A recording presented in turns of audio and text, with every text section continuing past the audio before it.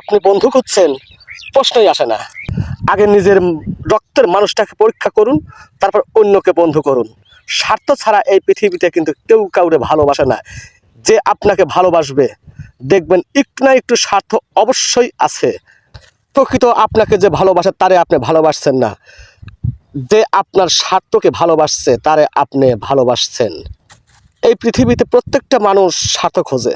দেখবেন কোনো ছেলে যদি কোনো মেয়েরে ভালোবাসে, তাহলে নয় স্বার্থ, নয় তার রূপ, নয় তার গঠন, নয় তার বংশ, নয় তার বাবা মাস্তান কিনা, এইভাবে খোঁজে। কিন্তু বর্তমান যুগে আপনি যদি নিঃস্বার্থ ভালোবাসা দিতে চান, তাহলে আপনি এটা কালো কুৎসুরে মানুষকে আপনি ভালোবাসেন, দেখিতে পারেন কিনা। স্বার্থ ছাড়া পারবেন না।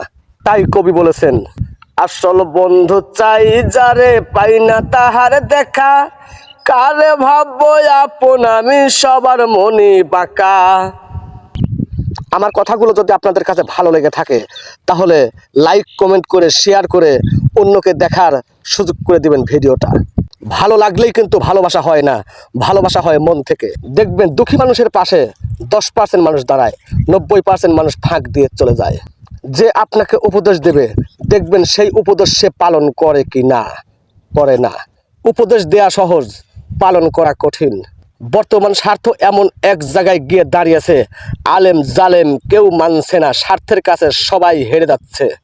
কথা ছিল স্বার্থ ছাড়া আপনাকে ভালোবাসা দেব, কিন্তু আমি পারছি না তা। তাই কবি বলেছেন, স্বার্থে যদি লাগে ঘাও, উল্টো পথে বাড়ায় পাও, আমরা মানুষ বড়ই স্বার্থপর। ও মালিক, স্বার্থ ছাড়া মানুষ পয়দা কর।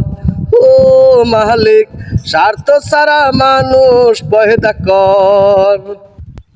এই পৃথিবীতে স্বার্থ ছাড়া ভালোবাসা সে একটা ব্যক্তি, সে হচ্ছে আমার আপনার মা আর বাবা।